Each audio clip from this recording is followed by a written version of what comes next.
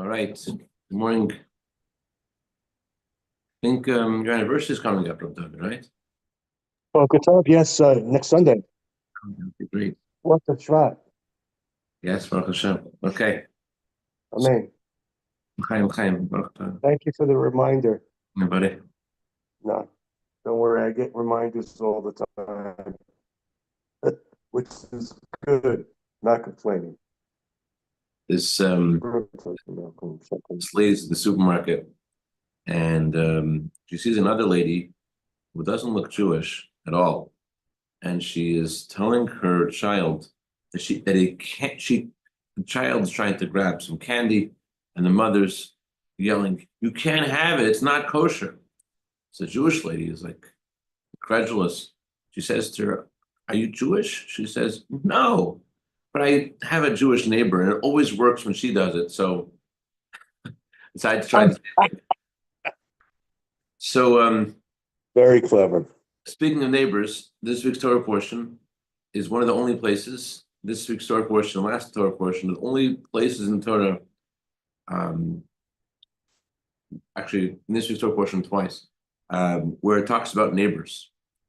Torah says that when you bring the Paschal lamb as a sacrifice, you can't just do this by yourself. You have to do this as a group. So, and the entire lamb has to be consumed. So, let's say you had a smaller family, you will be deciding before Passover, hey, I'm going to get a 100-kilo lamb this year. I'm going to get a 200-kilo lamb this year. Are we going to invite our neighbors? We're not going to invite how many neighbors are we going to invite? Whenever Passover was approaching, that would be the kind of choice you'd have to make. Who is going to join our Passover lamb? And depending on how big the lamb was, that's how many people you'd have to invite. How big this sheep? Is 100 kilo, is 200 kilo. And so you'd have to go out and put a sign in the synagogue and say, hey, I'm making this great big Passover feast. Who wants to join me? You would have to get enough people to join. And you'd all of a sudden have to do something which unusually only here in the Torah says, do something with your neighbors. Find out about your neighbors. Who are your neighbors? And make a group. And this is a unique thing. And it's not just unique in the social aspect, but it's also unique in the definition of what the Paschal Lamb is.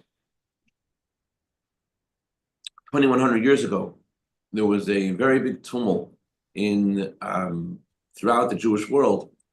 Passover fell out on Shabbat. Here was the question. The Paschal sacrifice has an element of it of an individual. Every individual is obligated to bring the sacrifice.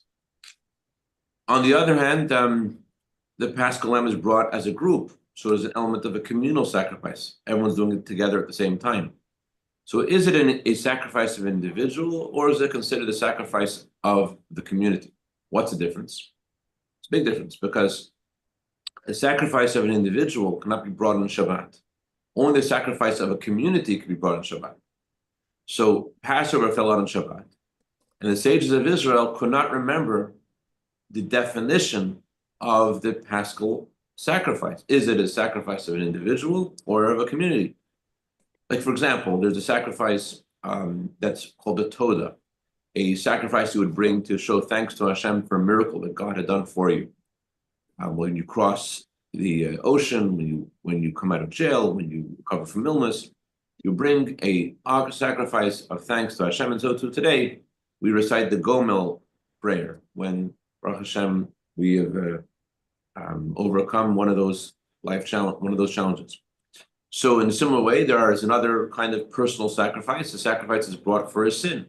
Each individual brings a sacrifice for their own mistakes. Then there is communal sacrifices, like the Karban Tamid, the sacrifice that was brought once in the morning and once in the evening. And today, instead, until Mashiach comes, we have the morning prayer and the evening prayer. In the place of those sacrifices, those are communal sacrifices. So the people who were governing the Jewish court at the time was a family called Bnei Beseira. Shemaiah and Avtalion these two brothers, they were governing the Jewish court. They couldn't figure out what do we do because it's Passover fell out on Shabbat. So if it's a communal sacrifice, they could do it on Shabbat. If it's not a communal sacrifice, they can't do it on Shabbat. So which one is it? So they didn't know what to do until this man visiting from Babylonia, just arriving from Babylonia, his name was Hillel Hazakin. Hillel comes with a teaching and that they did not know before.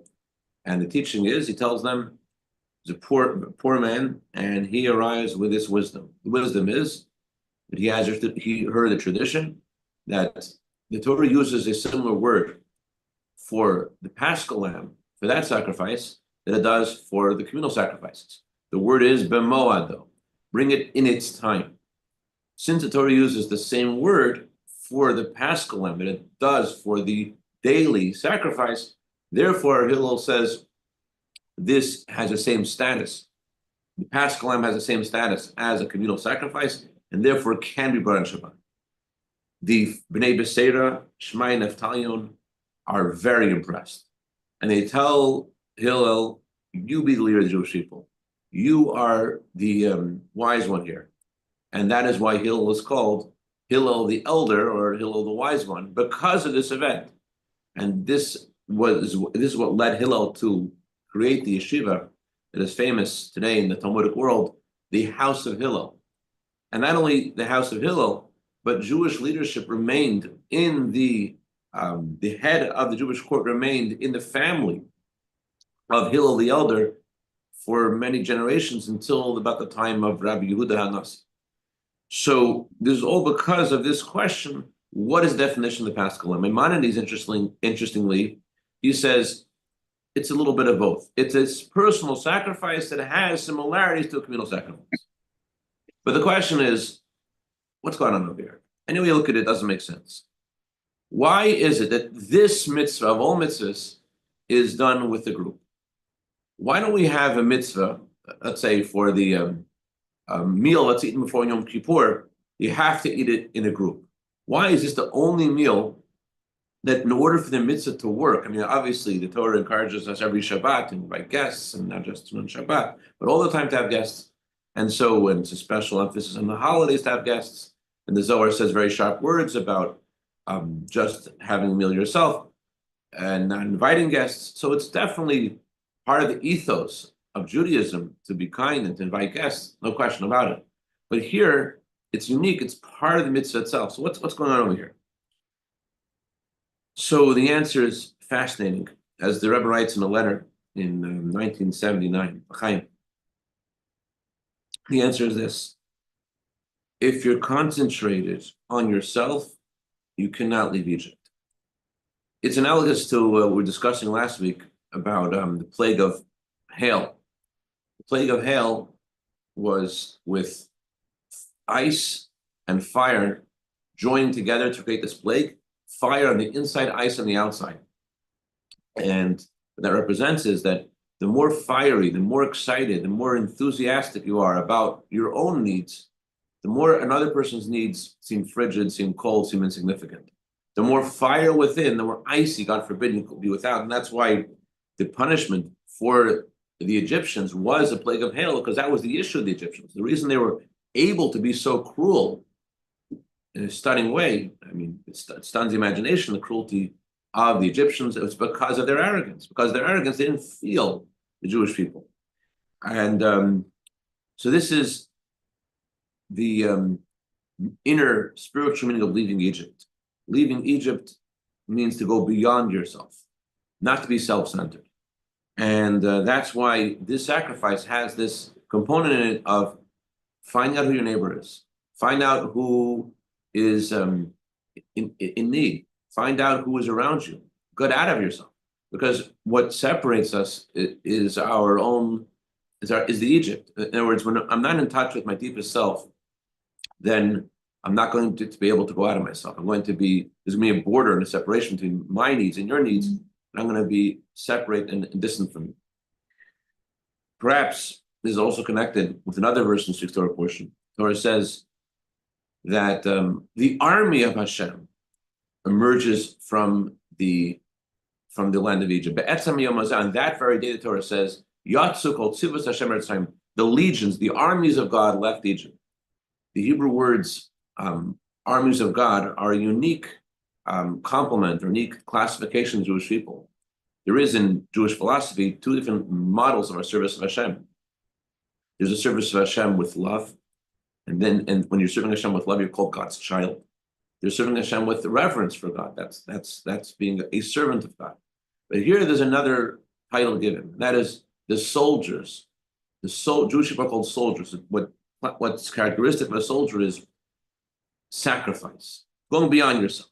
To go out of Egypt, you've got to be a soldier. This is especially relevant before the coming of Mashiach. The Alter Rebbe writes in Tanya, in chapter 36, that the coming of Mashiach is a time when Hashem's essence will be revealed. Even the highest worlds, they're still called worlds. It's not a full revelation of God himself. But when Mashiach will come, there'll be a revelation of God himself. What will bring about the revelation? So interestingly, right before the coming of Mashiach, Hashem doesn't endow our generation with the greatest minds and the greatest hearts of Jewish history. It's not like we're the best. If anything, out of anything. But the reality is the opposite. Generations ago, there were Jews who, as far back as you go, they're smarter, they're more caring, they're more passionate, they're more alive, they're more animated. They're far better than us their souls were far more gifted than ours. But it's precisely because we're not as gifted, we need to summon our very core to serve Hashem. In other words, when your mind is saying, what for? Your heart is saying, why should I do that? What's keeping you connected to the mitzvah? What is it? Our generation is called in Kabbalah the heel generation. The heel is the part of the body which is the least sensitive. But on the other hand, when you want to put your heel into hot water, it moves a lot faster than your head. But the heel is the most obedient because it's least sensitive, because it's least sophisticated. Therefore, it's the most obedient. So to our generation, because we have less intelligence and less sensitivity, we're able to be more active in the core of who we are, which is the core of a Jew is one with Hashem, and that's what allows us to have sacrifice, go beyond ourselves. And this is the meaning of the Paschal Lamb. The Paschal Lamb is both the sacrifice of the individual and the sacrifice of the community. In order to be able to give towards the community fully, to go beyond my own needs, I need to have Pesach. What does Pesach literally mean? Passover means to jump over. I need to jump out of myself. So my personal liberation is connected to me caring about another person, because in order to be able to care about another person, I have to go out of myself. I have to reach my core. The definition of leaving Egypt is, how do you know you're going out of Egypt? If you're reaching out to your neighbors. Therefore, only in this mitzvah do we have this component of find out who your neighbors are and get into a group. It's another interesting component about the sacrifice. This sacrifice, Torah says, you had to bring the sacrifice and roast the whole thing equally. The whole animal was put on a spit, and it was roasted equally. The head and the knees, which also represents that the Jewish people of all kinds of Jews, all kinds of people, all kinds of gifts, all kinds of different scenarios in every person's life. And the idea the Torah is saying is that everyone has to bring their share to the community. You have to give up yourself to the community. Give what you have. Doesn't matter where you are. Doesn't matter what you have to have. We're all equal in this. But to be able to rise above myself, give the community, I got to go into my very deepest core. That's the inner meaning of leaving Egypt. Leaving Egypt means I'm going beyond my ego and coming in touch with myself, coming in touch with my very core. In Hebrew, the word for love is numerical equivalent to 13. Ahava equals echad, the oneness of God. And Ava twice, Ava times 2 is 26, the name of God, which emphasizes how Hashem has the power to go beyond nature. When two Jews have love for each other, that is an expression. What's Egypt? What's the Exodus in Egypt in a simple sense? A big miracle that shows who's in charge, that shows who we're all connected to. The miracle of the Exodus highlights that we're all in God's hands. And so the way to celebrate the Exodus is when the Jews show love for each other, two Jews get together and the families get together and they rise above their differences and they come closer to each other. That's an expression of godliness in the world. That's you see God's name in their bond.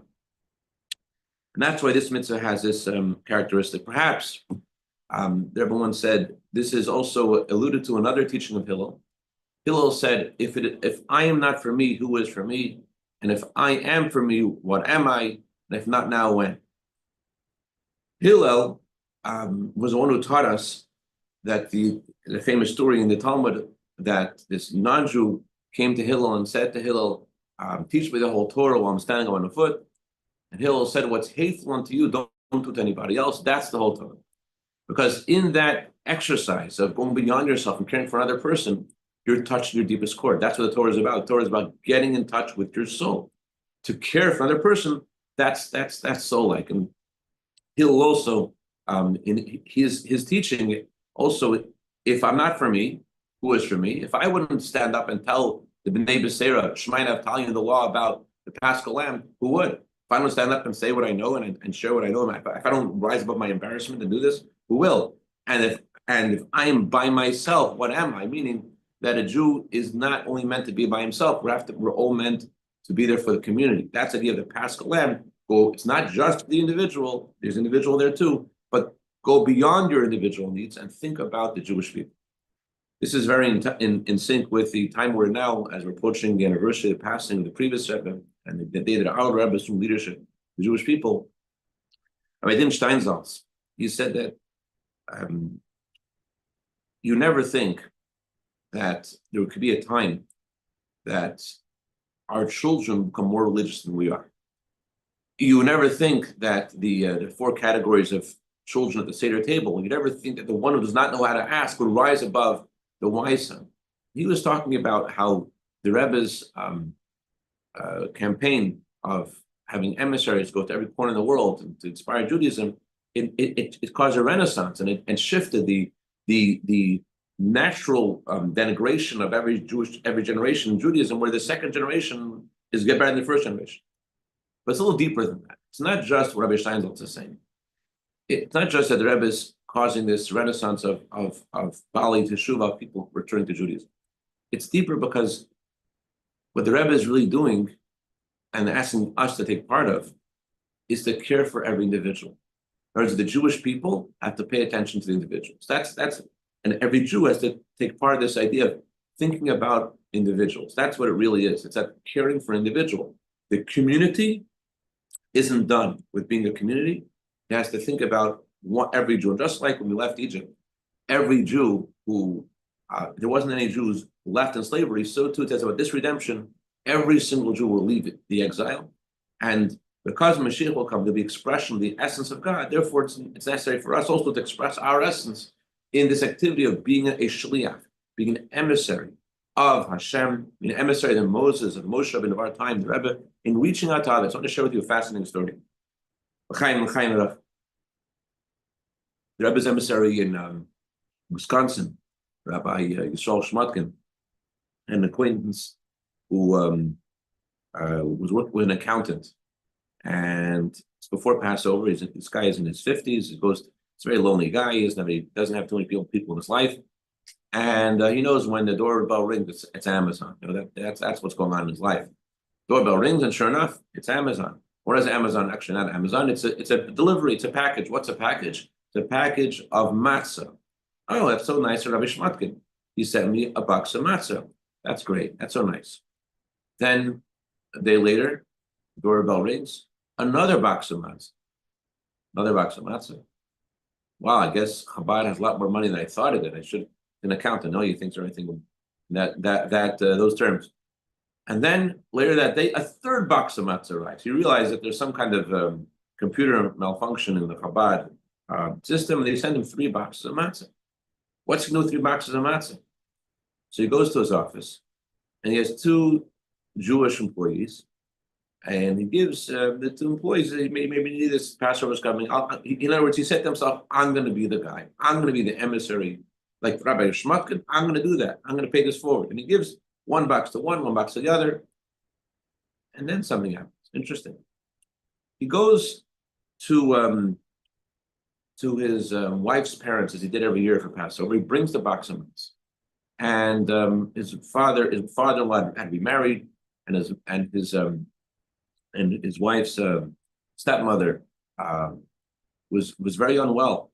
and she was very sad, and she said, box of real homemade handmade shmuramatz. This brings me back to the Alter Rebbe. This brings me back to how I grew up. Wow, you don't know, I was feeling terrible, but this made me feel so good. Thank you. Was back to work after the Seder. Next day, and he meets his employees, and each of them had a story. His the guy, he said, every year we do a Passover Seder, but this year my wife wasn't interested. But then I bring the box of matzah home. It's like, we should do a Seder. Let's do a Seder. And you don't know what the impact that box of matzah had. We decided, we're going to do a Seder. And it was beautiful. We had a Seder. It was so nice for ourselves, for our family. The lady was married to a non-Jewish man. And they had a daughter.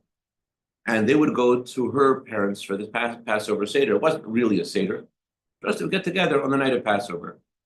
But now they had the matzah. Since they had the matzah, so when they came to her parents' house, they took out the old dusty Haggadah and started reading a little bit of it. And their little daughter was like really into it.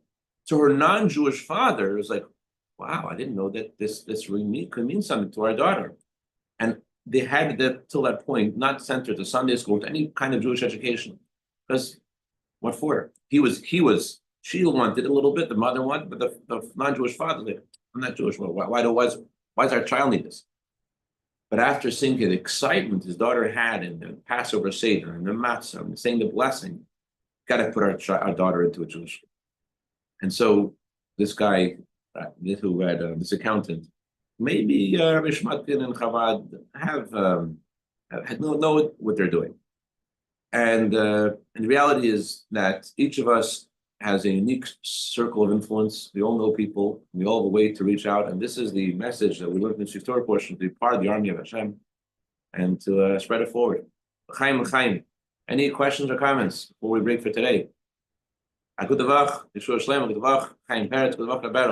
Good luck, Rabbi. Good luck. Thank you. Shkayak. Yeah. Thank you. Good luck. Good luck.